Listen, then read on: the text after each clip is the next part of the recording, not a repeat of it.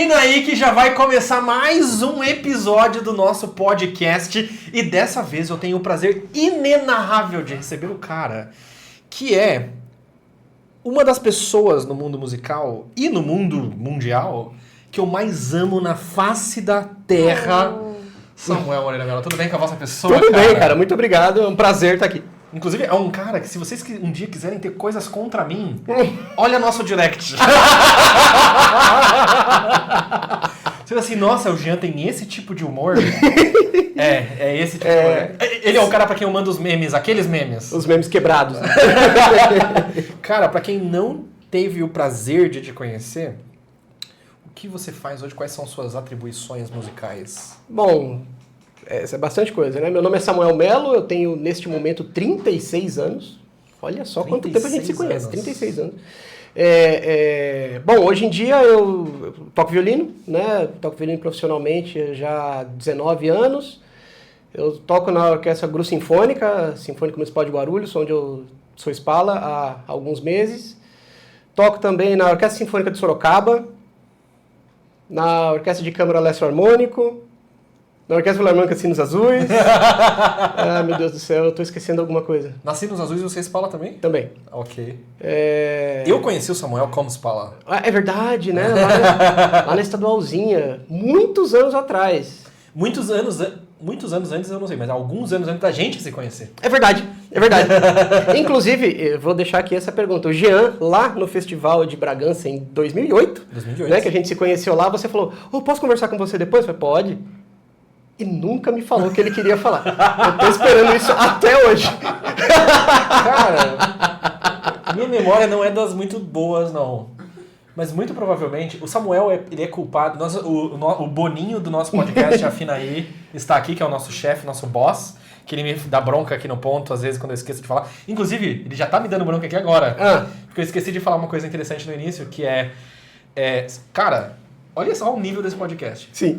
O melhor comentário escolhido pela equipe aqui do podcast, nos primeiros 7 dias que esse podcast estiver no ar, vai ganhar jogo de corda pra usar durante um ano inteiro. Meu Deus do céu, que são cara. 2 jogos de corda, pra deixar claro, né? Então, se você troca de 6 em 6 meses, sim, são jogo de corda pro ano todo.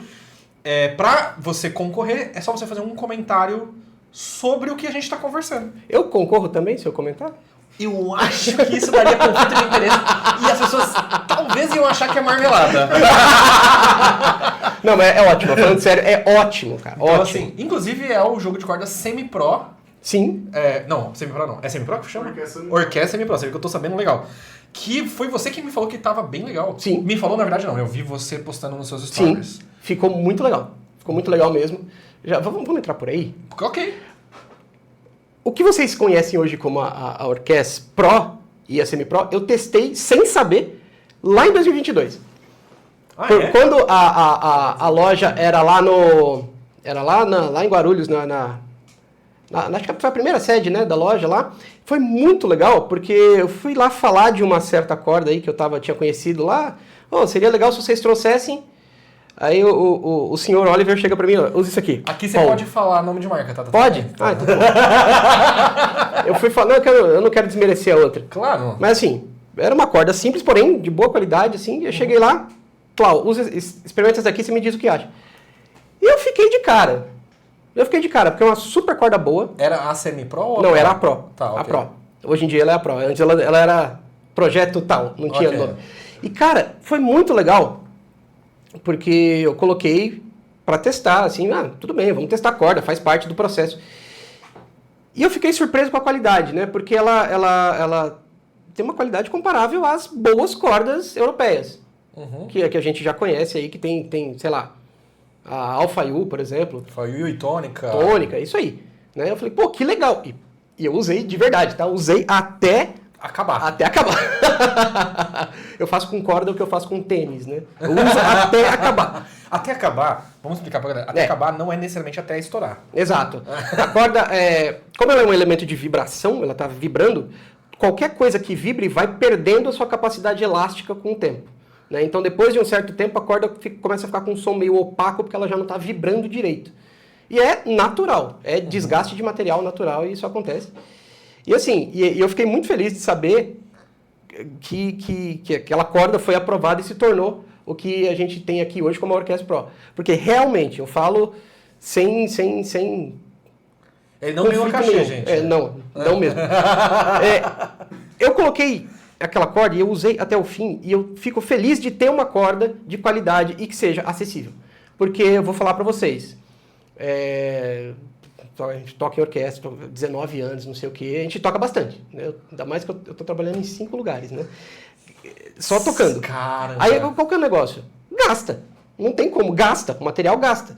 E se você vai ficar repondo, às vezes pesa no orçamento. Então, se você tem uma corda que é boa e que é acessível, tá ótimo. É o caminho. Então é isso aí. Orquestra Semi-Pro, 2 jogos de corda. Você não vai pagar frete, não vai pagar corda, não vai pagar nada. É só deixar um comentário sobre o que nós conversamos, o que você achar mais legal, o que a equipe achar que é mais interessante. Você vai receber uma resposta no seu próprio comentário dizendo que você ganhou e onde você deve chamar para recuperar para pegar esses jogos de cordas. Para pegar não, né? A gente vai enviar para você. A não ser que você mora aqui do lado, aí você pode pegar. Muito bem. E esse episódio é patrocinado apesar de nós estarmos na Oliver Strings, esse podcast é um projeto independente. Olha só. Então, a Oliver é patrocinadora desse episódio, coincidentemente. Então, assim... e você também pode, se você não necessariamente ganhar o jogo de cordas, usa o cupom de desconto AFINAAI, tudo junto, sem espaço, sem acento, sem nada, AFINAAI, tudo junto. Você tem lá um desconto para você comprar na Oliver Strings, oliverstrings.com.br. Muito bem, cara. Então, sobre o que eu ia te falar lá em Bragança. Pra quem não sabe, meu nome é Jean de Oliveira, tenho um canal que chama Violino Didático, também sou violinista. E eu estava nesse festival e vi o Samuel tocando Spala da Estadualzinha, a Orquestra Jovem do Estado de São Paulo, com uma virilidade tocando violino, com a presença tocando violino, que eu olhei aquilo, eu tinha 14 anos. 14? Talvez 13, por aí. E aí, eu olhei você tocando e falei, mano, eu quero tocar assim quando eu estiver tocando em orquestra. Eu já tinha tido algumas experiências de tocar em orquestra tipo de projeto, orquestra do festival e tal. Mas, na hora que eu vi, velho, era alguém que não tava tocando com aquela perna cruzada, assim, pra trás, violino apoiado na barriga. Sabe, que o pessoal que toca em orquestra há 90 anos e já não... Tá tocando tudo, não é isso a questão. Mas não parece que tá tocando nada. E aí eu vi isso, cara, eu falei, tá aí. Eu quero tocar em orquestra. E provavelmente devia ser algo nesse sentido. Tipo, como que eu faço, porque eu não tocava em nenhum grupo ainda desse tipo. E era provavelmente algo nesse sentido. E aí, anos depois, 2009 ou 10, anos não, 1 ano ou 2 anos depois, tocamos juntos em Guarulhos. Exatamente. Orquestra Jovem de Guarulhos, exatamente. Que maravilhoso. Cara, e você falou que conheceu a Oliver quando a Oliver estava lá em Guarulhos. Sim. E descobrimos aqui que esse violino que você usa é um violino da Oliver. Exatamente. Isso aqui é um violino que eu comprei que esse violino está comigo por causa de um sonho. Né? Olha que loucura. Durante a pandemia, né, que a gente estava isolado em casa, aquela coisa toda, eu sonhei, eu não estou mentindo, eu juro para vocês, eu sonhei uma semana inteira, seguida, assim, tipo 6 dias, 7 dias seguidos, que eu estava tocando em algum lugar, meu violino principal quebrava, e eu não conseguia consertar, eu não tinha outro, ninguém tinha nada para me emprestar, ninguém tinha uma corda, ninguém tinha nada. E eu sonhei isso, cara, uma semana inteira seguida. Falei, bicho, não vai dar certo, alguma coisa, eu preciso ter um violino em reserva, porque não sei o que, eu comecei a ficar com ansiedade em casa na pandemia. A hora que baixou, que a gente pôde sair e tudo mais, e os ensaios voltaram, a primeira coisa que eu fiz foi correr na Oliver Strings, procurar um violino que atendesse essa minha demanda emocional. Porque alguma coisa essa preocupação estava literalmente me tirando o sono. Né? Isso é interessante, porque enquanto estava tocando mais atuante, hoje em dia eu não toco praticamente em lugar nenhum, eu nunca pensei nisso de violino B. E eu sei que é uma coisa, especialmente da galera que toca em muitos lugares ou em eventos ou coisa assim, que é uma coisa que as pessoas de fato têm. Exatamente. E que é importante, porque você tem um violino do nível do violino que você tem, não é uma coisa que dá pra você repor. Não dá não. Não dá mesmo não. Exato. O que você tá usando é aquele do Vanini? Sim. Então, violino de luthier, um bom luthier, Fábio Vanini, aqui de São Paulo. Então, pra encomendar outro violino do mesmo cara, não é só a parte financeira. Não é só a parte financeira. Tem o financeiro, mas tem que esperar, sei lá, 1 ano, 2 anos. Pelo menos 1 ano. Aí tem isso, tem essa coisa de você ter que esperar. Aí tem a coisa que o violino vai vir impecável, novo, não sei o quê. E o amadurecimento do som desse violino. O violino que eu uso lá, ele tá comigo desde 2008, ou seja, 17 anos, acho que é isso.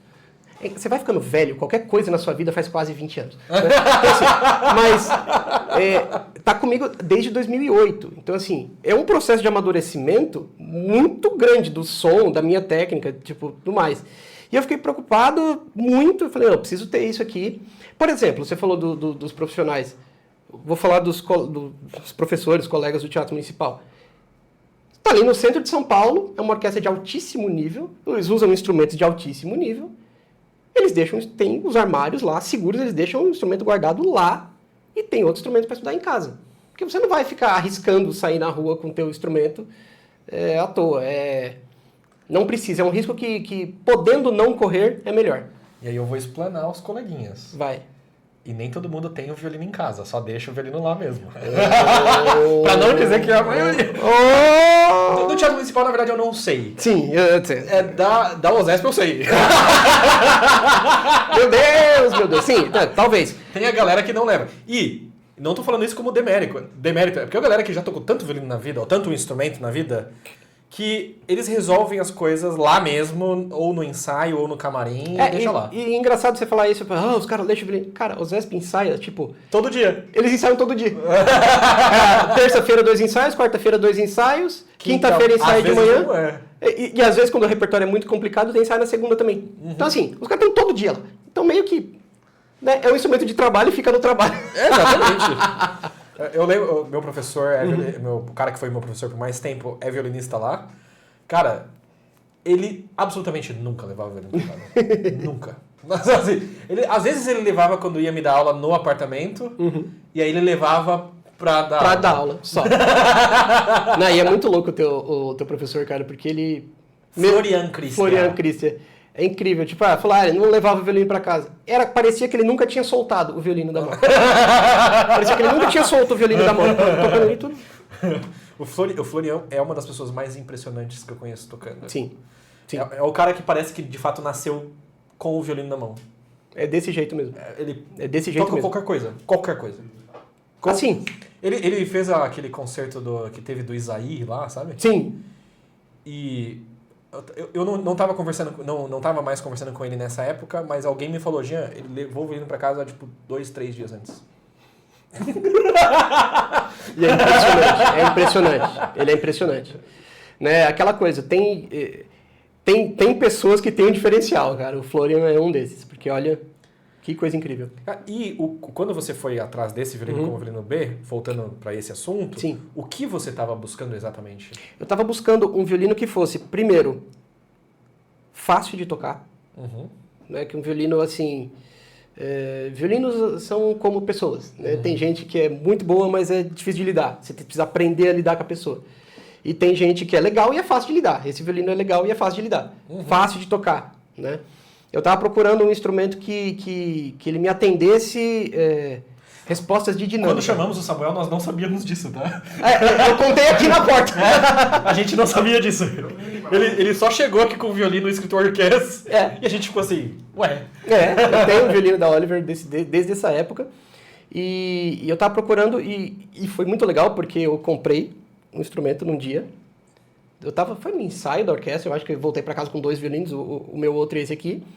Aí, na semana seguinte, eu já levei ele para a orquestra. Falei, não, vou tocar na orquestra mesmo, para valer. Toquei a 8ª Sinfonia de Beethoven fui fazer uma ponta lá na Orquestra Jovem de Guarulhos. Levei ele, me supriu incrivelmente. Foi ótimo, assim. Né? Porque funciona. Né? Responde bem, é fácil de tocar, não dá chabu. E você chegou a fazer algum outro ajuste nele, além do que saiu da Nada. Absolutamente nada. Só troquei corda. Isso é uma coisa interessante porque os violinos da Oliver... Sabe, eu tava conversando isso com o senhor Oliver. Sim. E eu achava que eu tinha causado uma mudança de mercado. Porque eu tinha falado uma coisa de ajuste para uma outra loja, e aí eles começaram a ajustar todos os violinos, eu falei, nossa, eu causei uma mudança de mercado. Aí o senhor Oliver falou, não, a gente já faz isso há 15 anos. Mas sabe que faz diferença? Porque assim, esses cabelos brancos aqui não são à toa. Eles são muito bonitos e eles são naturais, mas eles não são à toa. Antigamente, isso não existia. Quando eu comecei a tocar violino lá no ano 2000, né, o meu primeiro violininho eu tive em 1998, ou seja, ainda no século passado. Caramba. E não existia isso, cara. O violino vinha lá, você comprava um violino... Vinha com aquele tronco aqui em cima. O primeiro cavalete ajustado que eu tive, fui eu mesmo que ajustei. Ah, nossa, eu lembro dessa época. Períodos negros. Períodos negros da história. Porque assim, um amigo que tinha mais condições e tal, levou o violino dele num luthier muito bom, famoso para ajustar, o Bertelli. Levou o violino lá, o Bertelli, para ele fazer um cavalete. Aí assim, um cara foi levar um violino para fazer cavalete, aí foi outros 10 junto para ver como é que era, né?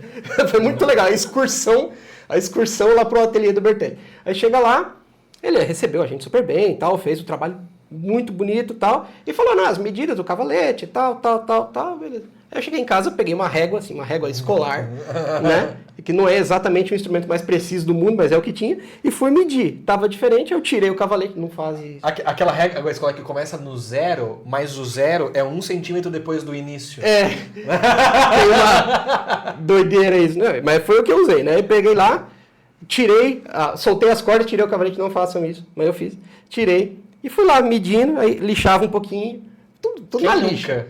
Assim, não, você foi avançado. Você usou lixa. Sim. Você lembra que tinha uma galera que usava o asfalto? O pior de tudo é que eu lembro.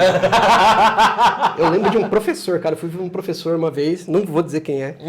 Cheguei lá, o cavalete tava branquinho, novinho. Falei, pô, o senhor trocou de cavalete, não sei o quê. Troquei. Eu cheguei perto, assim, pra olhar o cavalete, pra ver se tinha assinatura de quem tinha feito, não sei o quê. Ele tinha raspado na parede dele. Ô professor, não precisa dessas coisas. Tava muito sujo. Mas beleza. Aí o que acontece? O branco era da tinta da parede. Era da branca da tinta.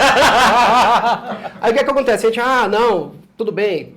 Aí a galera não tinha isso. Eu lembro de um colega da igreja que achou que o cavalete já vinha pronto na loja. Mas acho que esse é o normal, né? Comprou um cavaletão, assim, de viola, quase, e botou no violino. As cordas dessa altura. Assim. Eu já fiz isso. Eu já fui, tipo, acho que um cavalete meu estourou, qualquer coisa assim. Fui na loja comprar um cavalete, é o que você vai pensar, né? Sim. Pô, meu cavalete quebrou, vou na loja comprar um cavalete. Aí chegou e lá e eu vi. Só que eu não comprei, porque eu já fiz, mas... Pera. Esse tamanho aqui não tá condizente com o que deve estar no violino. E pra quem tá se perguntando, como assim, né? O violino... Quando você compra numa loja, geralmente, né, via de regra, ele não vai pronto para você tocar. Não. Você até pode tocar nele, mas ele não tá exatamente do jeito ideal para você tocar.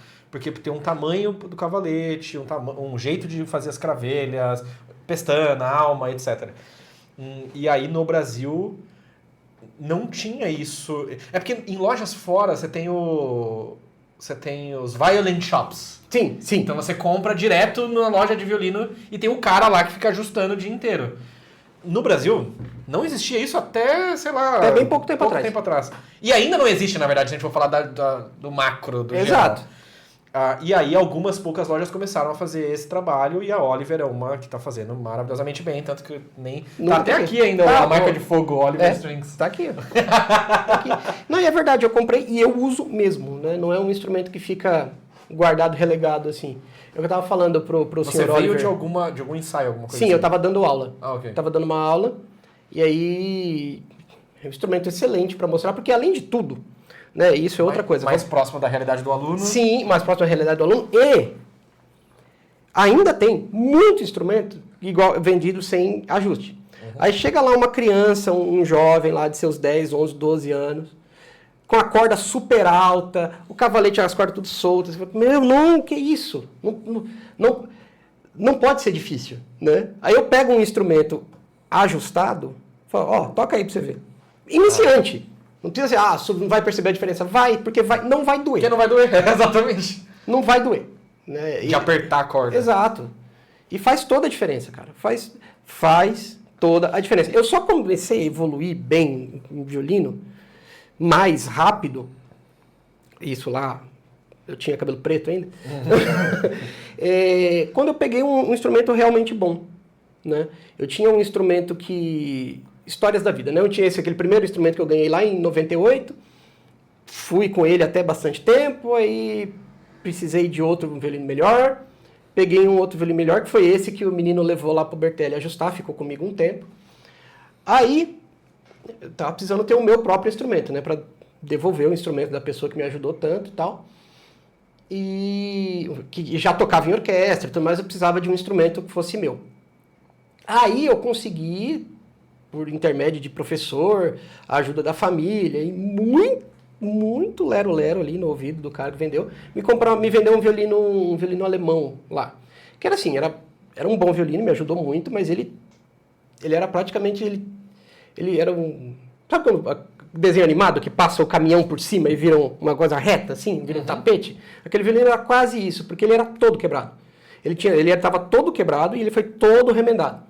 Assim, o violino me ajudou muito, já tinha um som melhor, mesmo todo remendado e tal, não sei o quê. Era muito remendado mesmo, tô falando sério. Não é força de expressão, não. E aí começou a ter um som. Ele tinha muito lobo, tinha muito problema, mas aí eu falei, opa... Tinha lobo em mais de uma nota? Ele tinha algumas notas. Ele tinha uma alcateia. Uma ou outra era uma nota, a maioria era lobo. Mas... Lobo é uma espécie de som que acontece no instrumento, que é quando alguma parte da madeira, as frequências não estão se conversando e meio que... Tô falando de um jeito bem, assim, leigo. Mas parece um uivo de um lobo. Fica um negócio meio... E tem vários jeitos de você driblar esse negócio, né? Exatamente. Você pode gritar dentro do instrumento, sabia dessa? Sim. Sim. Funciona por 1 minuto. Tem uma coisa de lobo também, que se você tem uma nota, depende da nota, que tem lobo, sei lá, aqui na corda Ré, por exemplo, si bemol aqui, que às vezes dá um lobo, se você vai pegar uma nota mais longa e você quer garantir, se você pegar a oitava de baixo. Esse é o melhor. Esse é o melhor. Que aí ele sustenta, dá mais âmbito para essa vibração, ela consegue vibrar melhor. Esse meu violino, quando ele tava do lado normal, porque eu fiz uma loucura no violino, ele tinha um lobo muito forte, já no si da primeira posição aqui. E aí eu só me acostumei a tocar sempre apertando o segundo dedo na corda sol, quando estava na primeira posição, ou fazendo adaptações para estar aprendendo o si. E aí, de vez em quando, até hoje eu me vejo tocando si prendendo... Olha só. E não precisa mais porque ele não tem... Não é que não tem, tá mais... Atenuado, exatamente. Sim. É o hábito, né? A gente pega hábitos. Exatamente. E voltando a falar do violino. Fácil de tocar, porque eu não queria um instrumento pra eu... Aula, tá? Aula. Você que tem lobo no instrumento, escuta a nota. Eu não queria, cara... Assim, de novo, violinos são como pessoas e tudo mais.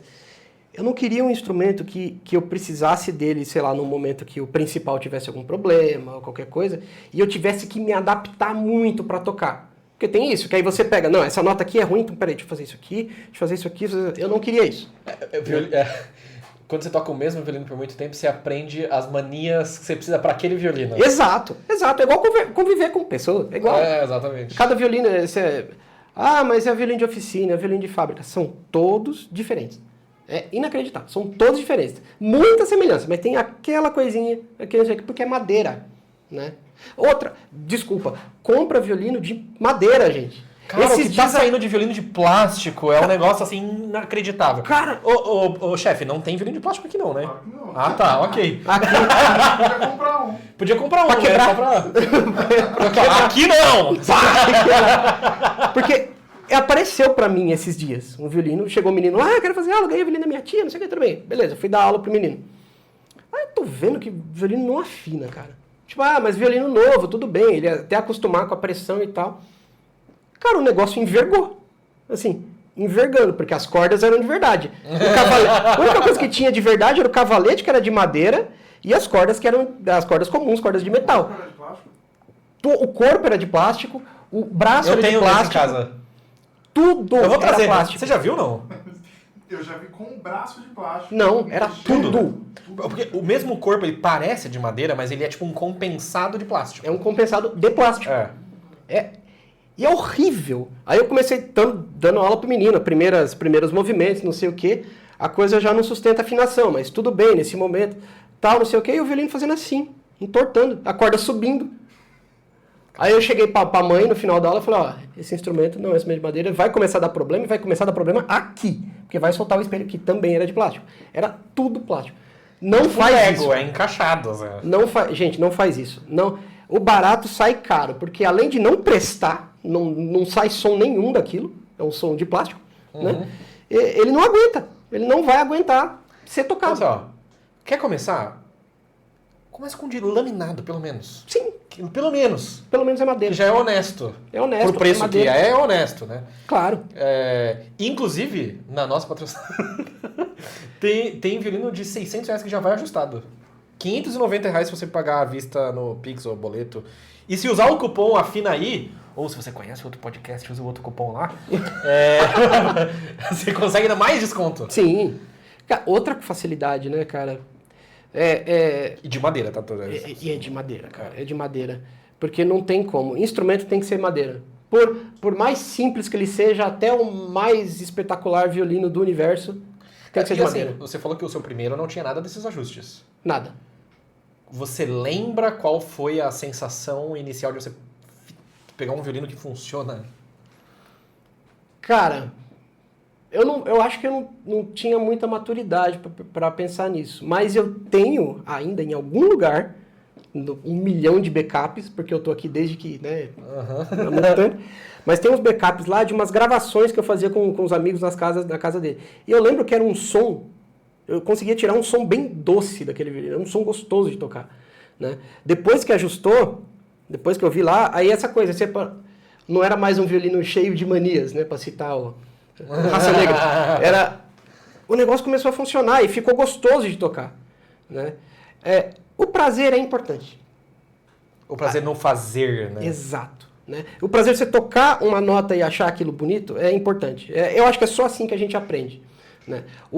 A dedicação, Mas como assim? o esforço você não toca precisa e ser... pode tocar e achar bonito? Claro! Como assim? Mas é a solução para sobreviver. Mas se você toca e acha bonito, como você vai saber o que você tem para continuar evoluindo? Cara, eu tenho uma canseira dessa galera que acha cara. Que você não pode achar nunca que você tá fazendo nada bem. Cara, isso é... Olha lá. Isso é uma das coisas que serve pra você comprar. Porque aí você vai ficar triste e você vai sair. Não, eu preciso de fazer mais. Você vai querer se compensar por uma tristeza que você, na verdade, nem tem. Porque assim... mesma coisa, você faz a tua comida em casa. Você vai chegar, você cozinhou lá. Eu, por exemplo, sou péssimo em temperar frango. Nunca consegui. Ou fica muito salgado, ou fica sem sal. Eu tenho um segredo pra isso. Eu não tempero. Normal, é sério? Eu não tempero. Só põe o frango. Tá pronto. Que legal. É uma solução. Mas aí, qual que é? Eu faço a mesma coisa, só que com outra parte da vida, mas não vamos falar disso agora. Ok. E assim... Você comenta a comida e fala, que gostoso, assim. Não posso achar isso bom, isso tá horrível, tem que ser igual fazer... O restaurante 5 estrelas, sei lá da onde. Sei lá, e comprar uns temperos que vem lá do... Mano, sal, cebola, alho, funciona. Né? Aquela coisa de você querer mais é bom, você querer melhorar é bom. Mas isso jamais pode tirar o seu prazer no que você já faz. É isso aí, né? Exatamente. E isso eu fui aprender depois de quê? Depois de viver um certo tempo, depois de acompanhar bastante gente. É verdade, porque eu não sei se isso é condizente com o Samuel que eu conheci, o primeiro. Nossa, não. Não. Porque o primeiro Samuel que eu conheci, lá em Guarulhos, como eu vivi, né, lá em Guarulhos, era o Samuel que ficava extremamente frustrado com qualquer coisa minimamente fora do lugar. Sim. E demonstrava fisicamente essa frustração. Isso é um traço de personalidade, né? Assuntos para terapia. É bem verdade, assim, porque a gente tenta buscar o que a gente merece, o que a gente gostaria, o que a gente espera, de todos os jeitos. Né? O jeito que eu mais dediquei minha vida foi pro violino, né? Ainda continua sendo. ficar frustrado quando alguma coisa dá errado ao ponto de ser inaceitável. Aí é aquela coisa, inaceitável para quem? Em que contexto? Como? Né? E eu não tinha essa noção, eu tinha, sei lá, 19 anos e era muito louco. Hoje em dia eu consigo tocar, eu consigo sentir prazer no que eu faço, sentir prazer no bem fazer, né? E saber que a coisa mais importante de ficar velho é que você entende que existe um dia depois do outro. Pior que seja um dia, aconteceu alguma coisa, sei lá, você reprovou, desafinou, qualquer merda. Outro dia o sol vai nascer igualzinho. O mundo continua igual. O mundo continua igual. Tá tudo igual. Aquela foto da Voyager, né? Tirada, sei lá quantos bilhões de quilômetros que tem todos os planetas do Sistema Solar, continua igual. Nada mudou no universo. Nada. Então é só você ir lá e fazer de novo. Né? E você falou que o prazer no bem fazer, no bom fazer. Uhum. Bom fazer é o fazer perfeito ou fazer o que você sabe que você pode fazer naquele momento? Saber o que você sabe que pode fazer. Né? E buscar sempre. Tem uma fala, o Noah Bendix, que é o espala da Filarmônica de Berlim, ele falou esses dias: você sempre pode tocar mais afinado, mais bonito, com mais fraseado, com um vibrato melhor. Sempre. Você sempre pode fazer melhor. Mas não quer dizer que o que você está fazendo agora é ruim. Não é. Imagina, o espala da Filarmônica de Berlim. Talvez alguém, para você ser espala da Filarmônica de Berlim, você tem que ter uma qualidade de som e uma qualidade. Eu não estou falando nem das qualidades musicais, culturais. Estou falando das qualidades básicas, técnicas. Você tem que ter uma qualidade de som e uma qualidade de afinação do mais alto nível. Tão assim, que você fala, bom, o cara chegou ali e não precisa de mais nada. E ele precisa, ele fala, ele estuda todo dia. Não, o cara está estudando, ele tem aquela série que eu acho maravilhosa que ele faz no Instagram de dedilhados esquisitos, dedilhados ruins, mas tipo, assim, ruim mesmo, coisa de louco, né? E tocando bem, ele faz bonito aqui, tá tudo... Mas nenhum dedilhado é mais esquisito do que aquele que eu te mandei da menina tocando Brahms. Meu, que é aquilo, cara? E tava suando tão bem, cara. Exato. Você viu o que é, né? Que tem uma coisa aqui que ela o dedo dela é meio solto, desculpa, eu não sabia exatamente o termo, mas funciona tudo bem. Mas ela tem uma hiperelasticidade aqui do dedinho. Aí ela vai fazer um negócio aqui, ela segura o dedo aqui e vai pra frente, faz os outros aqui. E volta! E vibrando! E lindo! E afinado! Foi, pô, meu, sacanagem. É aquela coisa, se funciona, funciona. Exato. Isso tem uma coisa assim, quando a gente vai ficando mais velho, pelo menos eu senti isso. Vai ficando mais velho, a gente começa a ficar menos chato pra julgar os colegas. Não tô falando de alunos. Alunos têm que segurar o arco de uma determinada maneira, não sei o que, blá, blá. Mas alguém que já está tocando, de fato, tocando num bom nível, como a pessoa está segurando o arco, como a pessoa está segurando o violino, se funciona, funciona. Cara, e sabe outra coisa com essa coisa também de tanto tempo tocando? Você começa a empatizar, no bom sentido, com a pessoa, porque você sabe como que é. Né? Eu sei o que é estar num palco, na frente de uma orquestra, tocando um concerto grande. Eu sei que não é fácil. Eu sei que tem uma pressão ali. Mas, cara, é um prazer tão bom fazer. Às vezes uma nota escapa, fazer outra, fazer o quê? Acontece. Você empatiza, você consegue admirar, você consegue curtir, você consegue fruir, né? Aproveitar daquela coisa. Não, quando você é moleque, cara, você vai no concerto pra ver defeito. Exatamente. Você vai assistir. Eu já fui essa pessoa. Eu também já fui. Você vai lá pra ver o cara errar. Nossa, não errou nada, incrível. Você nem ouvia a música, não lembro da música. Eu lembro do cara tocando violino e não errou nada. Tipo, meu, que isso?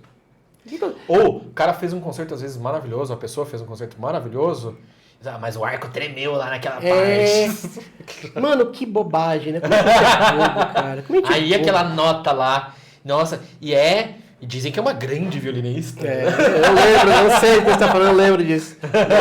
O cara falou essa bobagem, eu falei, cara, o que você tá falando? Né? Porque isso quem falou foi o Alejandro Drago. Porque nós... Não foi ele que falou isso. Não. Eu vou falar. O que eu vou dizer agora foi o Alejandro Drago que disse.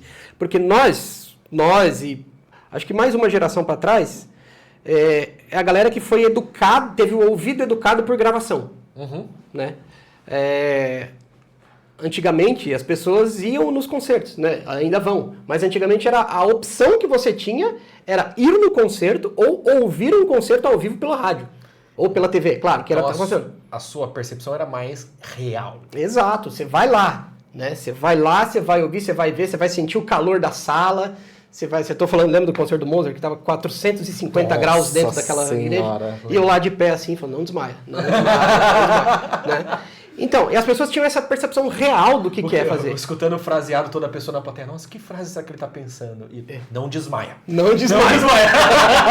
Respira, solta, respira, né? E era isso, e nós fomos educados por gravação. Como que funciona uma gravação, né?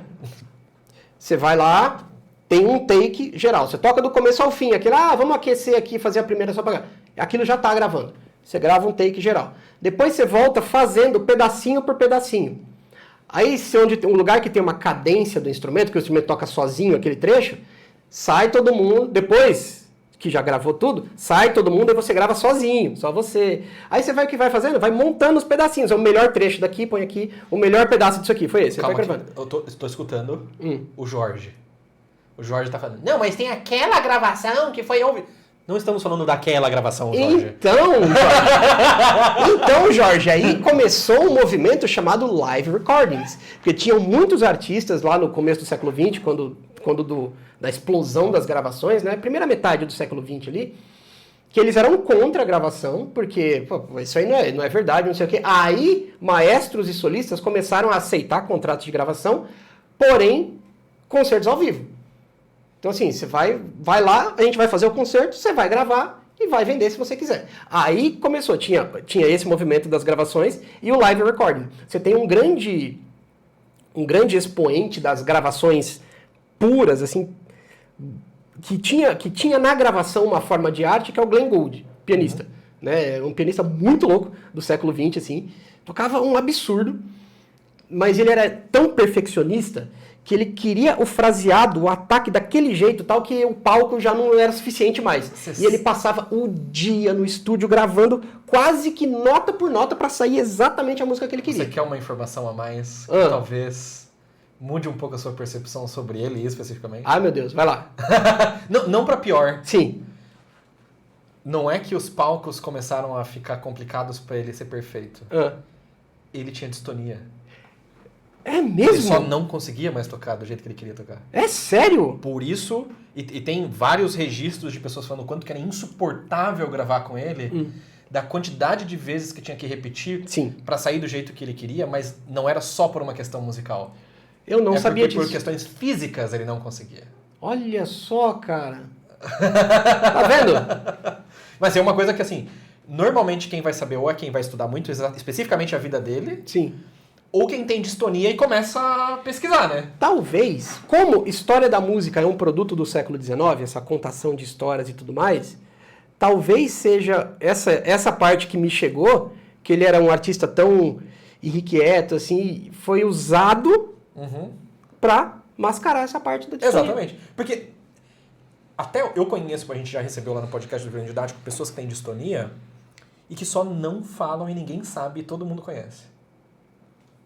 Porque é um negócio assim, eu escutei isso de uma pessoa. Cara, eu tenho medo de falar, e é um medo válido. Sim. Eu tenho medo de falar que eu tenho distonia e as pessoas me pararem de chamar pra fazer coisas. Mas é exatamente o que acontece. Mas é exatamente o que acontece. Né? Não só com isso, com várias outras coisas da vida. Distonia focal, pra quem não sabe, é uma desordem do movimento que causa movimentos involuntários. Existem vários tipos de distonia. A distonia focal que dá em músicos, geralmente, acontece em movimentos específicos onde você perde o controle desses movimentos durante a execução. Eu tenho um exemplo disso, você. E tem mais um exemplo que é o Alex, né? O Alex Klein. Alex Klein. Que ele ainda toca o oboé. Oliver Yatsugafo. Sim, e o Alex toca assim, que é um absurdo de oboé, né? Tem um Grammy tocando oboé. Depois de velho, voltou para Chicago para ser primeiro oboé. Então assim, e aí, o que ele fez? Ele fez o movimento, mesma coisa. Ele tem uma adaptação, porque aí aquele movimento que dá distonia, que causa distonia, ele não faz mais. O oboé dele está adaptado. Exato. É normalmente o que precisa fazer. Exato. Tem casos extraordinários, como o do Oliver Yatsugafo, que eu tenho uma ideia do que ele fez, mas ele fez basicamente uma reeducação do movimento e consegue tocar num nível maravilhoso, naturalmente. Mas aqui tá tudo diferente, eu garanto. Caramba! Exato. Porque o você jeito tem de que... pensar o tocar. É meio assim, pensa que deu a distonia tipo o trevo do Bom Sucesso em Guarulhos, que é um lugar que tá sempre travado. Então o que você tem que fazer? Você tem que dar a volta para chegar no mesmo lugar. Talvez seja uma boa analogia. É uma boa analogia. Travou o trevo do Bom Sucesso, você dá uma volta. Você pensava nesse movimento de tal forma, você vai ter que pensar... Claro que eu tô falando de um jeito que parece um negócio extremamente simples. Não é. Não é, porque é um negócio... Não é só o pensar imaginativo, é uma questão neurológica. Quer um exemplo? O que eu fiz com o meu aluno agora há pouco, na aula, antes de vir para cá. Passo para os alunos um exercíciozinho de arco, assim, para movimentação, tá, uma coisa que é fazer isso aqui. Uhum. Eu falo que é a pata de gato e o bico de pato, né? Pato de gato e bico de pato. Okay. Aí a menina tava com dificuldade de fazer isso aqui, o dedinho escapando, não sei o quê. Aí eu percebi o que ele tava fazendo. Ele tava empurrando o arco com o dedão para cima. Eu falei, não pense em empurrar com o dedão, pense em puxar com os dedos aqui. Aí funcionou perfeito o movimento. É a mesma, para você que tá vendo, é a mesma coisa. Mas a maneira como ele fez, em vez de mandar aqui, ele mandou aqui. E resolveu o problema. Às vezes, ao invés de pensar peso, pensa alavanca. Ou ao invés de pensar alavanca, pensa peso. Exato. O resultado final pode ser que seja o mesmo para quem está ouvindo. Mas internamente, não é a mesma coisa. Além disso que a gente estava falando agora há pouco, sobre o errar, não sei o quê. Quando você está estudando, cara, você tem que prestar atenção em você. Não é no papel, nas notas que estão no papel. Ai, como é gostoso escutar isso, meu Deus do céu. O papel, tipo assim, é como se fosse uma receita de bolo. Você pega lá uma receita do bolo e você vai comer o papel, vai ter o sabor do bolo. Não vai. Né? Você pega aquilo lá... Cara, que analogia maravilhosa! Você faz aquilo prestando atenção em você, porque aquilo é pra você aprender, não é pra você obedecer o papel. Você tem um termo que eu sinto uma agora tem uma palavra pra isso. Que eu acho extremamente cringe. Que é você tá tocando uma música. Sim. E alguém pergunta, que partitura é essa? Ah, sei. Como assim, que partitura é essa? Que música! Bicho. Nossa, cara. Mas é um negócio que me tira muito assim do meu centro. E é uma coisa muito louca, cara, porque... Putz, por quê, né? Por quê? E é tipo isso, pega ali aquelas informações que tá lá e faz. Claro que a gente tá falando de aprendizado, você tem que aprender no seu corpo. Porque, sei lá, você pegar o Yoast, tem lá um monte de nota no Yoast lá, beleza, mudando de posição. Aquelas notas não vão fazer nada. É mecânica. É mecânica. Quem vai fazer é você. Como? Não é o quê, é como você vai fazer aquilo lá. Né? Aí funciona, cara. Exatamente. Na partitura está escrito o que, está escrito 20% de o que você vai fazer. Se você está sendo muito generoso com 20%. Ah, mas lá tá escrito tudo. Cara, eu vi um vídeo, eu não sei se eu já te compartilhei esse vídeo, que é de um cara falando sobre os concertos de Bartók, ou as peças de Bartók. E o quanto isso, ele começou a levantar essa discussão, pelo menos dos compositores mais famosos, de que a partitura não está escrito, assim, não está escrito todas as informações que você precisa para ter uma execução. E que assim, se a pessoa parar pra pensar profundamente, 5 minutos, ela chega a essa conclusão sozinha também. Você pega a mesma gravação do mesmo concerto com 10 pessoas diferentes e você tem 10 coisas diferentes. Exato. Mas eu não tô acostumado a ler partitura, não sei o quê. Cara, pega um poema. Um poema simples, tipo, sei lá, do Fernando Pessoa, que não é um poema simples, mas assim, tem uma frase lá, tipo, do Tabacaria, que é o maior de todos, que é: que sei eu do que serei, eu que não sei o que sou. Né? Tipo, tem alguma coisa que descreve melhor um adolescente do que essa frase? Do que um adulto, que essa frase? Do que um velho, que essa frase? Uma criança com essa frase? Que sei eu do que serei, eu que não sei o que sou. Imagina um adolescente fazendo isso, ler isso. Na faculdade, você está ali, caramba, vestibular, não sei o quê. O que eu vou ser? Eu não sei o que eu sou, cara, não sei de nada. Adolescência é uma bosta. E ao mesmo tempo acha que sabe de tudo. Nossa, é incrível, eu sei. Eu lembro de mim. Eu lembro de mim. Mas assim, cara, e essa coisa que você falou do Bartók é muito legal. Eu lembro do saudoso Olivier Toni falando disso, sobre a peça do concerto de violino. Eu não sei se é o concerto 1 ou o concerto 2. O 2 é o mais famoso, talvez seja do 2. Que ele precisava de uma coisa meio uma coisa meio assim, uma articulação meio essa. Aí falou, e ele disse que ele falou isso em carta com alguém. Se eu colocar traço, vamos fazer vá. Se eu colocar ponto, vamos fazer pá, pá, pá, pá. Se eu colocar ponto e traço, vamos fazer uau, uau, uau, uau. E nada disso é o que eu quero. Como é que eu escrevo essa nota? Como é que eu vou grafar essa articulação? Ou seja, a partitura não tem como... Não tem como. Dizer tudo que você tem que fazer. E seria inviável. Mesmo que existisse uma forma de notar tudo, seria inviável você escrever tudo que você não conseguiria ler. Exato. Quer um exemplo assim, fácil? Vai aí no IMSLP, um Instituto Musical super legal de música, né? IMSLP. Instituto Musical super legal. de partitura. Baixa lá a partitura, sei lá, de primeiro violino de qualquer sinfonia de Mahler. Mahler era um cara, tipo, super controlador. Ele queria ter tudo na mão, assim. Cara, tem uma nota, aí essa nota tem uma indicação de articulação. Todas as notas. Tem uma indicação de articulação e em cima tem um texto desse tamanho, em alemão. Então lá tá escrito tudo, dá pra eu saber. Como é que é? Tempestuoso como não sei o que, não sei o que. Tipo, como uma tempestade, não sei o que. Tem um monte de nota. E cada um... Caramba, como assim? Como que é uma tempestade? Diga, diga, diga, diga, diga, diga, diga, diga. Fortíssimo. Diga, diga, diga, diga, diga, diga. Você tem que ter esse caráter. Ele tenta descrever o caráter como uma coisa extra musical. Mas mesmo assim, houve 10 vezes, ou 10 sinfonias diferentes. 10 gravações da mesma sinfonia. Vai ser 10 diferentes. Porque a tempestade que você tem de referência não é a mesma tempestade que eu tenho de referência. A tempestade que eu tenho de referência parou São Paulo e eu levei 6 horas pra chegar em casa. Nossa. Saindo do Ipiranga. Caramba. Mas é incrível. E isso é uma coisa musicalmente, independente da idade que a pessoa tem, é musicalmente adolescente. Sim. Achar que na partitura tá tudo, que se eu fazer todas essas escalas eu nunca mais vou ter problema.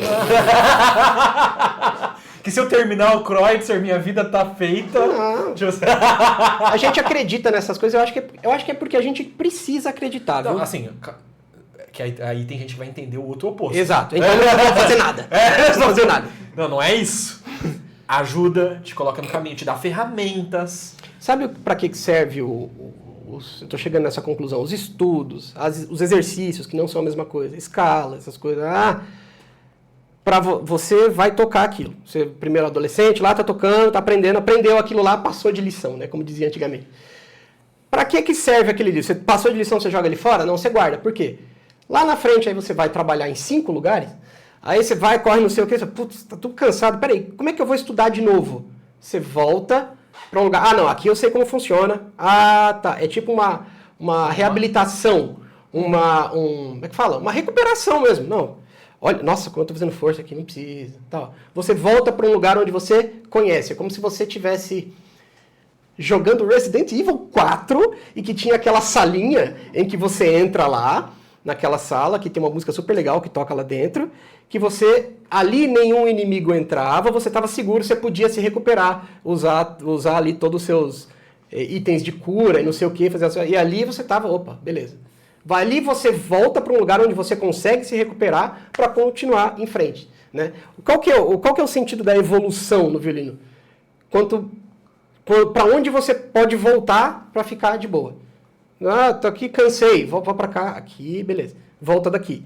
E continua indo. Você vai tendo esses marcadores, milestones. Você tem essas coisas assim. Eu acho isso super legal. E não é linear. De jeito a evolução não é assim. Se fosse, seria tão lindo, né? Ou não. Mas a evolução não é assim. Às vezes vai ter... Às vezes em 2020 você tocou melhor do que em 2023.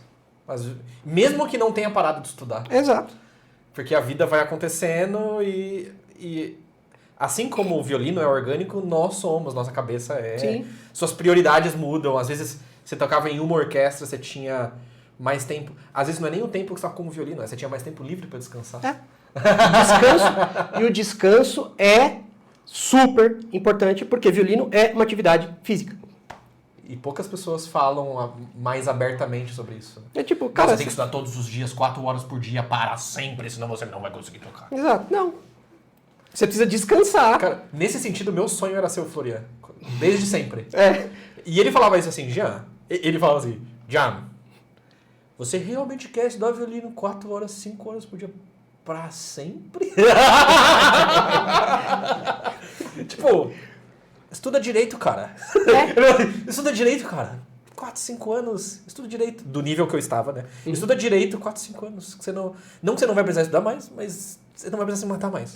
Aí vira só aquecimento. Sabe jogador de futebol? Que o cara fica ali no canto, não. Ele se aquece um pouquinho, beleza. Jogo. Ele não precisa aprender de novo, driblar os cones. Eu falo isso porque eu sou absolutamente incapaz na condução de uma bola. Né? Eu também. Absolutamente, eu estou usando esse exemplo. O cara ele já treinou, ele já fez tudo, ele está pronto. E o que ele precisa fazer? Aquecer. Ele vai pro canto, fica lá pulando, fazendo polichinelo, não sei o quê. Beleza, eu tô pronto. Aí ele entra pro jogo e arrebenta. Mas é nesse nível que a gente quer chegar.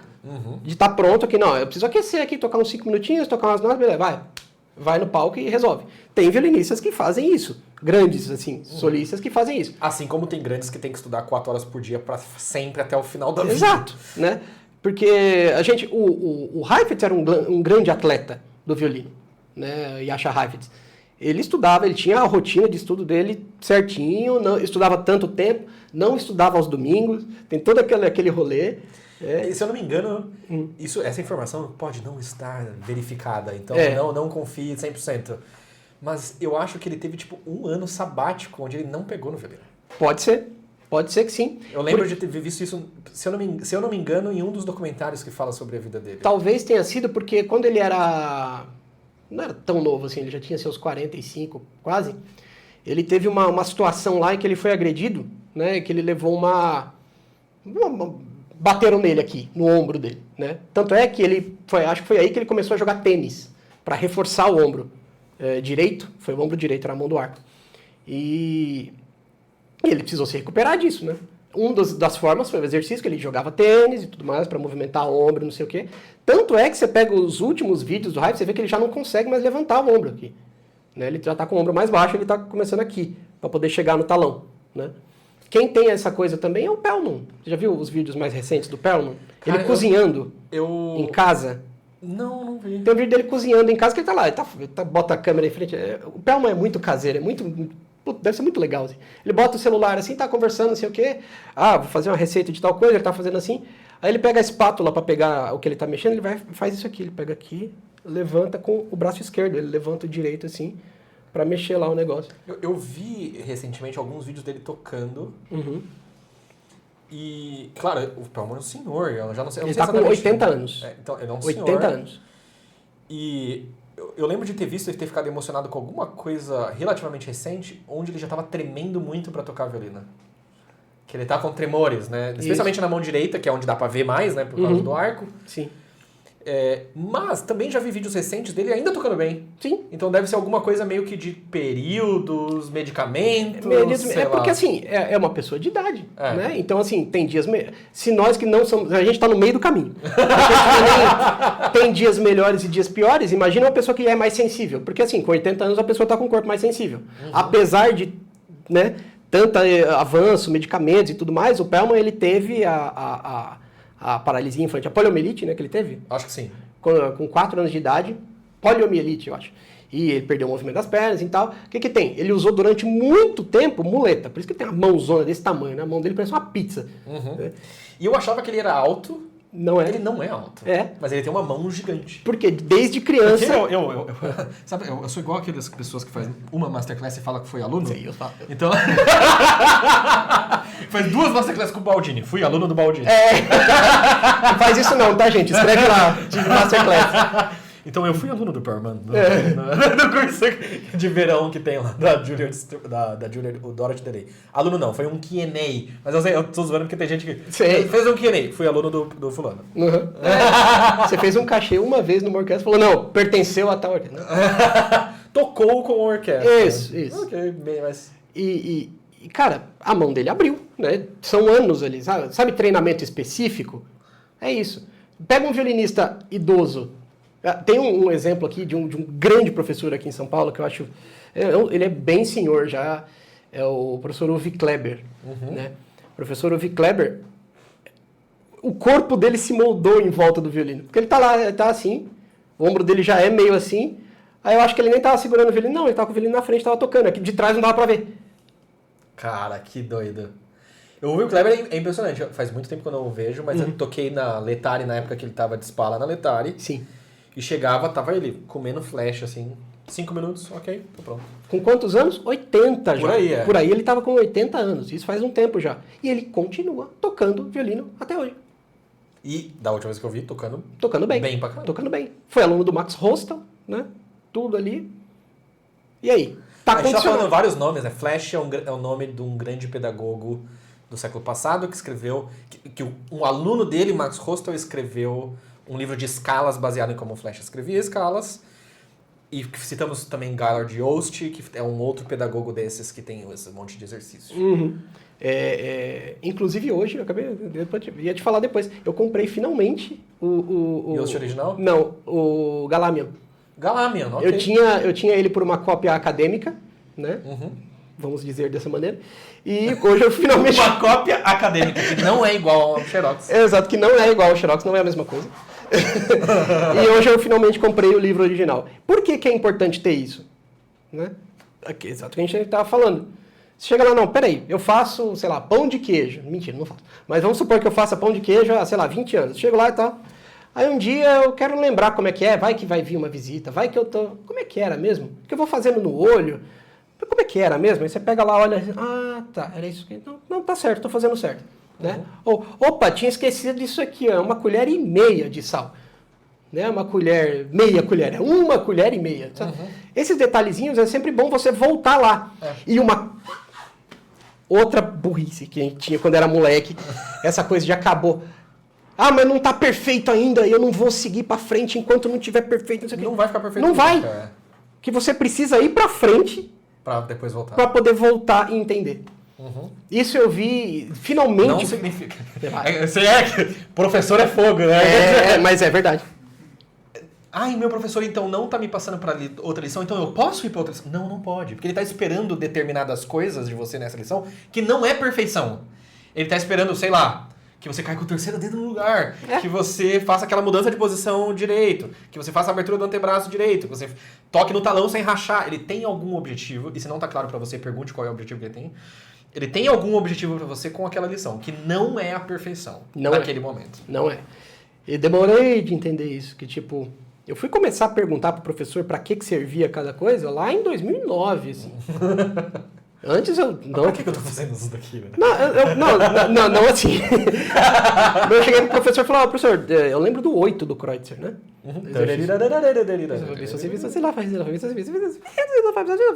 Professor, o que eu tenho para aprender com isso aqui, além de afinação? Né? Porque é um Mi maior é uma tonalidade que tende a ficar super alta, a afinação. Então, tipo, além disso, o que tem para entender?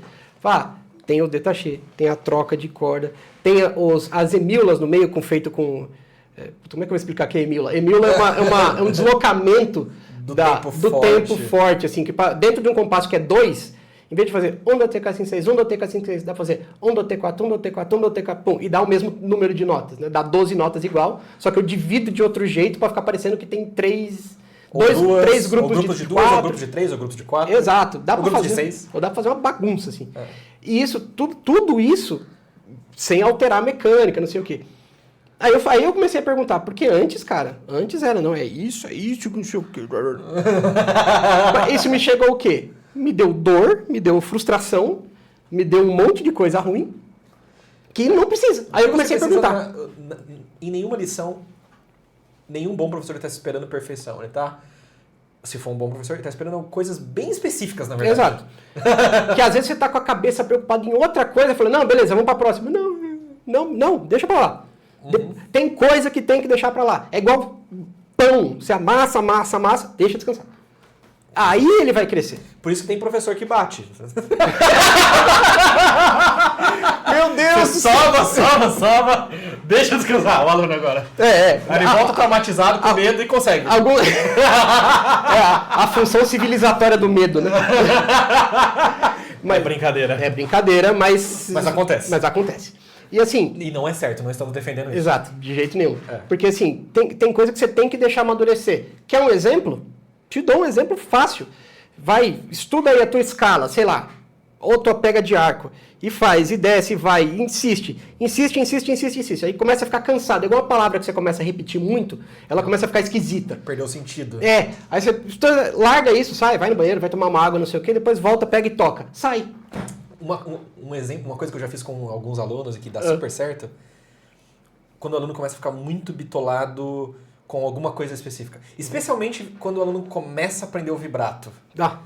Que é assim, é um período nebuloso do aprendizado do violino. Algumas pessoas, raras, já ouvi falar que existe, conseguem pegar o violino e vibrar com certa naturalidade desde a primeira vez. Ouvi falar que existe, é igual caviar, nunca vi, nem comi, nem só ouço falar. Mas a maioria das pessoas precisa, para ter um bom vibrato, não aquele vibrato que a gente sabe, precisa parar para estudar essa coisa. E é um período obscuro na vida do violinista, quando começa a estudar vibrato. Porque você tava tocando afinado e aí de repente você não tá mais. E assim, e qual que é... O vibrato, ele ensina uma função filosófica pra vida, assim, que é tipo... Que a instabilidade, ela faz parte e ela gera beleza. Olha só. Falei bonito. Rapaz. E aí, já aconteceu vários assim, o aluno tá estudando vibrato, já tá saindo. Ainda meio duro, mas já tá saindo, já é um vibrato... ok. O que é um vibrato ok? Semicolcheia, vibrato em semicolcheia em 60, 72. Vibrato semicolcheia em 72 é um vibrato bem ok, um vibrato básico. Pelo menos no 1, 2 e 3. O 4 eu sei que é mais difícil escutar a variação. Vou escutar bem a variação. Só que ainda muito mecânico. Aí o que você faz? Não pega no violino por uma semana. Nada! Não pega no violino. Vai, sei lá, vai pro cinema. Vai viver. Na hora que a pessoa volta, tá lá. Tá redondinho. Porque você precisa tirar essa tensão de 1, 2, 3, 4, 1, 2, 1, 2, 3, 4, 1, 2, 3, 4, 1, 2... Precisa tirar essa tensão. Na hora que volta, tá bem mais fluido. Mas não é toda... Não é, então toda vez que eu ficar uma semana sem pegar, eu volto melhor? Não. Tem uma coisa muito cruel do violino, cara. Isso eu posso falar com propriedade. Tem uma coisa muito cruel do violino. Que assim, ele é um instrumento que ele te engana às vezes. Você fica um tempinho sem tocar, você fala, putz, vai, férias. Uma vez por ano você vai lá passar uns 2, 3, 4 dias fora. Vou levar violino, deixa o violino em casa, vai viver um pouco, né? Aí você fica lá pensando em estudar violino lá debaixo da cachoeira. Né? Eu devia estar estudando, o que eu estou fazendo aqui sendo feliz? Né? Não posso ser feliz, eu tenho que estudar violino. Aí, beleza, aí você volta pra tocar, tipo, tem um casamento pra chegar, nossa, chega lá, não sei o que, nossa, saiu super bem, assim, pô, legal, até que eu não perdi tanto. O dia seguinte, cara, parece que você nunca pegou no violino na vida, assim, tá tudo fora do lugar, tudo. Por quê? Atividade física, algumas pessoas não têm, eu sei, esse é um problema meu. Tônus muscular. Porque essa torção da mão aqui, torção daqui, não sei o quê, os equilíbrios, né? Isso funciona. Só que a gente para de fazer isso e a gente vai voltando pro natural. Né? Eu perco bastante. Por isso que os caras ficam enchendo o saco, eu fico estudando todo dia, fazendo barulho no ensaio, mexendo no arco.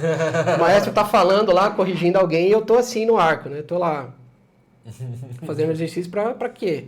Porque eu sei que eu perco. Eu sei que eu perco. Então, fazer o quê? O Samuel está demonstrando fraqueza. O quanto... Pergunta meio terapia. Vai. O quanto de fato você perde? Eu sei que nós perdemos, é normal. Mas o quanto de fato você perde e o quanto é uma percepção de que você perde que não necessariamente está embasada na realidade? Aí é que tá. Essa é a pergunta que eu me faço todo dia, por que eu tô vivendo? Porque às vezes a gente acha que tá perdendo. E isso torna-se a nossa realidade por conta da nossa percepção da realidade. Exatamente. Mas não necessariamente é a uma realidade. Perda, exato. Às vezes, tem uma frase maravilhosa de uma psicoterapeuta chamada Anna Sui, que ela fala assim, a realidade é um alívio. Né? A realidade é um alívio, é um conforto. Porque as coisas são muito piores. Putz, você tá debaixo da cachoeira lá, ai meu Deus do céu, eu devia estar estudando, cara, aquele concerto e tal. Não, cara. O quanto isso, você não se aceita ter aquilo, então uma mínima falha, que nem é falha, você fala, não, putz, é por causa disso, aí você vai lá e já torce mais. É porque eu não peguei essa semana. Não, às vezes é só porque naquela hora não... E às vezes é normal, viu, gente? Volta normal, é tipo usar terno. Usar terno não é uma coisa... Tem gente que usa terno todo dia, advogados, sinto a dor de vocês. Mas assim, usar terno, tipo, é desagradável. Sapato, assim, é muito ruim. Mas você acostuma. Aí beleza, aí você tirou férias, saiu do escritório, vai lá pro interior de Minas, andando de chinelo e bermuda todo dia e tal. Você vai botar o terno de novo, você vai estranhar. Fala, caramba, não estica isso aqui. Aí você tem que sentar direito, não sei o quê. Mas depois você acostuma de novo. E é só isso. Né? Ficando velho, a gente aprende que é tudo mais ou menos a mesma coisa. É tudo adaptação. Né? Não é cravado na pedra. Assim não é. Mesmo pedra dá pra você moldar. Né? Dá trabalho? Se for naturalmente, pode demorar muito tempo. Exato. Mas... Se for artificialmente, menos tempo. Mas precisa de trabalho. E outra, é que eu sinto que a gente, pelo menos eu, e quem é mais jovem também, subestima muito o longo prazo e superestima o curto prazo. Se eu me matar essa semana, eu consigo levantar esse primeiro movimento do concerto. Acha que em uma semana vai conseguir resolver. E talvez resolva para esse momento, mas assim, acha que o poder dessa uma semana é muito maior e subestima... Eu já vi muito isso, e provavelmente você também, de colegas que nunca estudaram muito, mas sempre estudaram. Exatamente. Então assim, nunca estudaram muito. Sempre praticaram ali 1h30, 2 horas e meia no máximo de violino e deu. E enquanto jovem você nunca absolutamente deu nada. Tá. E o tempo vai passando, e a pessoa tá lá, o tempo vai passando, não sei o quê. Aí você vê no Instagram, normalmente, né? A pessoa tocando pra caramba! Você fala assim, mano, como? Nossa, ela deve ter estudado muito. Não, ela só nunca parou de fazer no limite dela. Fazer o básico bem feito, o que todo professor de educação física fala, todo professor sério de educação física fala, você tem que fazer o básico bem feito.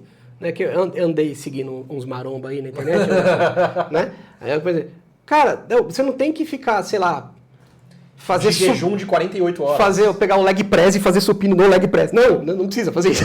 Mas, cara, fazer direito é aquela coisa do movimento, né? Você pode ser os powerlifters e os bodybuildings, né? O powerlifter é o cara que levanta o peso e dane-se. O bodybuilder é o cara que está construindo o corpo.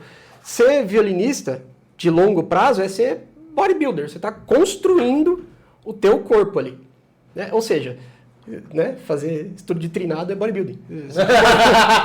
Então você vai lá, você está construindo o teu movimento. E sempre. E assim como o bodybuilder não vai ficar o que está... Não, é que sempre entra nos extremos, a galera. Sim. As referências, infelizmente, são extremas. São sempre extremos. Sim. Mas o bodybuilder normal, o cara que você conhece na sua casa, ou perto de você, que tem um físico super legal, ele não fica 4 horas na academia. Não, cara. Não fica. Todo dia 1 horinha, talvez 1h30 no máximo. Exato. E volta pra casa. E descansa 2 dias, às vezes 3 dias. O cara descansa, descansar é importante. Isso aqui é atividade física. Descansa. A gente faz umas coisas, cara, tipo extensões, sei lá, você vai tocar alguma coisa, extensão, não sei o quê. Você precisa treinar isso aqui. Né? Beleza, treinou, tá estendendo e tal. Se você ficar muito tempo, isso aqui, ó, tá tensionando tudo aqui. Aí você arranja um jeito melhor. Beleza, arranja um jeito melhor. Mas tem que descansar para acostumar com isso. Senão você vai estourar, cara. Você vai estourar a tua mão e já era. Então, descanso. Descansa.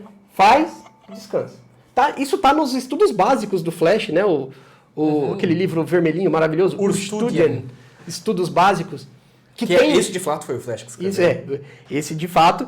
E tem tradução em português agora oficial. Tem. Tem uma... Não tá à venda, mas é um trabalho acadêmico de tradução. Tá disponível na internet. Maravilhoso. Muito obrigado a você que fez. Inclusive, sabe... Nossa, eu não sei se eu devo falar isso aqui agora. Fala. Não, porque talvez seja segredo comercial ainda. Tá bom. Mas siga nas redes sociais, talvez siga Violino Didático nas redes sociais, talvez vocês descubram coisas legais estão vindo por aí! Sim, acho que eu já sei o que é. Sim. Cara, eu queria entrar num assunto, e aí eu não sei até onde você pode falar, e você vai falar o que você quiser falar, ou nada também. Sim. Mas você fala da GRU Sinfônica. Exatamente. Mudando completamente de assunto. A gente estava falando de violino, agora a gente vai falar de trabalho. Que são a mesma coisa, mas não necessariamente. Você fala da GRU Sinfônica, inclusive fiquei extremamente feliz quando vi, Obrigado, vi o anúncio. E a orquestra passou por está passando, eu não sei exatamente, eu sei o que eu vi no Instagram, basicamente. Sim. Que foi o desligamento do maestro Emiliano Patarra, que é o responsável basicamente pela existência das duas orquestras, né? Sim. Da jovem e da profissional. E, pelo menos pra mim que tô acompanhando da internet, uma coisa que ficou assim meio... A orquestra vai continuar? Não vai existir? O que tá acontecendo exatamente? Então, vamos lá. As Orquestras de Guarulhos, esse projeto das Orquestras de Guarulhos começou em 2002, né? Em 2002, o maestro Emiliano começou a criar dentro da cidade, né? Dentro da prefeitura, dentro do poder público da cidade, o projeto das orquestras, né? E em 8 de dezembro de 2003 foi criada, foi estreada, né? A Orquestra Jovem Municipal de Guarulhos. E o maestro Emiliano veio conduzindo esse projeto até agora, o início desse ano. Como que funcionou, né, essa criação? Foram 17 anos de orquestra jovem para criar, para fazer funcionar, a gente tocou lá, e mostrar para a cidade, para as gestões, né, porque são 23 anos, são várias gestões, né, dos mais diversos espectros políticos de tudo que aconteceu em Guarulhos. E esse trabalho vem sendo mantido há esse tempo. Em 2019 foi criada a Orquestra GRU Sinfônica, que é a orquestra da qual eu faço parte hoje em dia, que é uma orquestra profissional que tem uma outra atribuição dentro da cidade, que a gente, além de oferecer um produto artístico, que são os nossos concertos, nós oferecemos também um produto, vou chamar de produto, né? Um trabalho didático nas escolas de Guarulhos. Isso tudo foi criado, foi idealizado pelo maestro Emiliano dentro desse período. O que aconteceu? O cargo de direção das orquestras, ele sempre foi vinculado ao Conservatório Municipal de Guarulhos. Sempre foi. E até onde eu sei também, eu não fui me debruçar sobre as leis porque eu tenho que estudar violino. Mas foi sempre ligado ao conservatório. Então, no início, o maestro Emiliano, se eu não me engano, ele era professor do conservatório e ficou responsável pela orquestra jovem. Depois de um outro tempo, ele foi que ele se desligou do conservatório, ele foi contratado diretamente como um assessor especial, né, que são cargos do Poder Executivo, que a pessoa ali, o secretário, o prefeito, ele pode contratar uma pessoa para uma coisa específica, sem necessariamente concurso, que aí vai gerar vínculo, gera um monte de coisa. Essa contratação direta não, né? E o que acontece? Até nas últimas 2 gestões, o maestro ele era diretor do conservatório. Então ele estava vinculado às orquestras como diretor via da orquestra, conservatório. Via conservatório. E o que acontece? Os cargos de direção de departamento, né, dentro das secretarias, no caso lá, o conservatório é da Secretaria de Cultura. A direção da secretaria, quem determina é o prefeito, é o Poder Executivo, né? E esses cargos, eles são zerados, vamos dizer assim, no primeiro dia de gestão de qualquer mandato, qualquer um. Beleza, o que acontece? O que vinha acontecendo antes? O maestro Emiliano sabia dessa condição dele e ele sempre continuou o trabalho. Sempre continuou. Mesmo estando desligado, ele continuava trabalhando e tal, para mostrar, o projeto existe, está funcionando, não sei o quê, estou aqui fazendo o trabalho há tanto tempo e tal, e normalmente as gestões o recontratavam, né? Indicava de novo para a direção do conservatório, ou fazia essa contratação via um anexo, alguma coisa assim. Esses cargos de confiança, né? E nessa última troca de gestão, ficou acertado dentro do Poder Executivo Municipal que não ia ser mais assim, né? Então, o maestro foi desligado da direção do conservatório logo no primeiro dia de governo, porque é o que acontece sempre. E ele continuou trabalhando como ele fazia sempre, né? Só que, desse jeito, dessa vez, esse grupo, o grupo político e a gestão da cidade, decidiu que, pelo menos por enquanto, né, todas as diretorias de departamento de todas as secretarias, cultura, educação, esporte, transporte, não sei o quê, todas elas seriam ocupadas por servidores de carreira. Okay. Né? Todas as pessoas concursadas em concursos públicos municipais de Guarulhos. Então, o diretor do conservatório hoje é o maestro Marcelo Mendonça, que aí ele virou diretor também, por conseguinte, das orquestras e tudo mais. Ele é professor de trompete do conservatório há 25 anos. É um bom professor de trompete, está lá fazendo um trabalho sério há muito tempo, não sei o quê. E o Poder Executivo Municipal decidiu que não ia continuar com o maestro Emiliano depois de 23 anos. Opinião pessoal, eu acho isso bom? Eu não acho bom. Mas do ponto de vista administrativo, vamos dizer assim... Você entende o porquê? Porque são decisões, né? São decisões que não cabem muito, assim... Esse pessoal decidiu assim. Eles é quem estão no poder nesse momento. Exato, e eles têm os motivos deles. Né? Todo mundo tem backgrounds de vida, de ter tido exemplos de coisas que deram certo e não deram certo. Às vezes eles acharam que deve trocar, não deve trocar, deve manter, não deve manter. Já houve outras trocas dentro de outras secretarias, eu fiquei sabendo, tipo, o prefeito indicou tal pessoa, a pessoa assumiu, teve algum negócio, não sei o que, tirou essa pessoa, colocou outra. Né? Isso acontece, gente. Acontece. Você troca de função. Ah, mas é funcionário de carreira. Beleza, você troca de função. Vamos supor, de educação, vai. Seu concurso lá é de professor. Você passou de professor. Aí você está trabalhando na sala de aula, alguém te chama para trabalhar interno, na secretaria. Resolver 1 milhão de problemas. Porque imagina, você administrar sua casa já dá problema. Imagina administrar uma cidade. Né? Então dá um problemaço lá na educação, não sei o quê. De repente, trocou a gestão. Não, peraí, não. Então você é professor, vai dar aula, vai para a sala de aula, que aí você vai ter lá tua turma, esses problemas aqui outra pessoa vai mexer. Isso acontece. Né? Aí no caso do maestro Emiliano foi esse desligamento, né, depois desse tempo todo, e faz parte. Né? Ele próprio, o maestro Emiliano, ele comentou que não é a primeira vez que isso acontece. Né? Aconteceu, ele também criou, né, a Orquestra do Teatro São Pedro, ele é um dos fundadores da Orquestra do Teatro São Pedro. São Paulo? De São Paulo, exato. Bem lembrado. Tem o Teatro São Pedro de Porto Alegre, que inclusive fechou para reforma. Nossa, que teatro bonito, cara. Vai voltar, é incrível esse teatro. E o de São Paulo também tá? Eu gosto muito de lá, porque tem uma carga emocional com aquele lugar.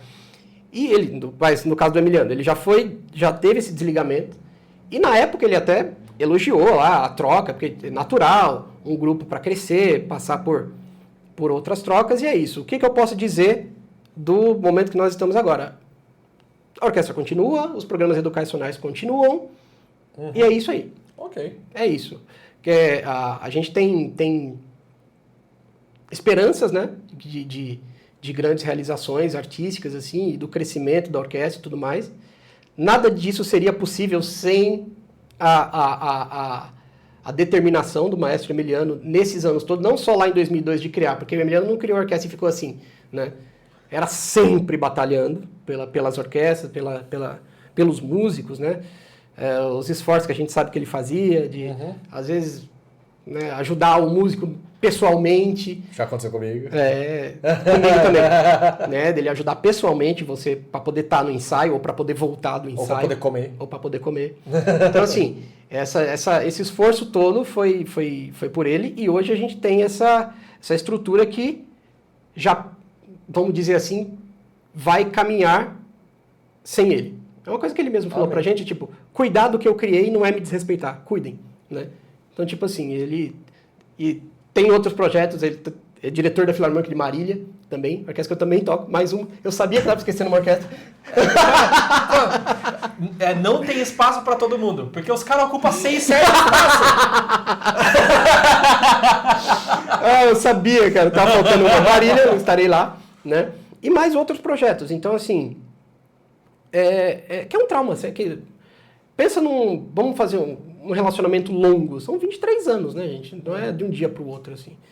Então, as orquestras continuam, os programas educacionais continuam, e é isso. Bravíssimo. E, cara, eu quero saber quando vai ter recital o seu aqui.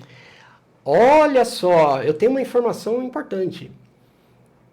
Que esse ano, finalmente, eu vou... Fala. Sem música contemporânea. Eu não sei da onde que vem. Desculpa, galera. Compositores, amigos. Eu não tenho amigos compositores. Não, tô brincando, tenho sim. Nada contra, mas também não a favor.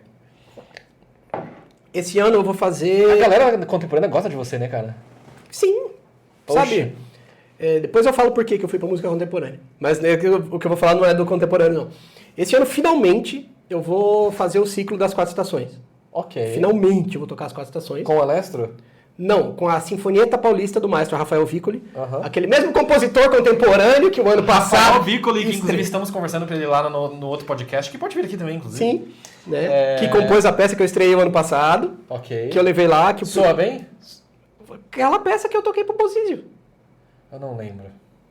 Ok. Claro que soa bem, eu vou te mandar a gravação. Tá, okay. Soa super bem. Mas peça tonal, ela é menor. Ok.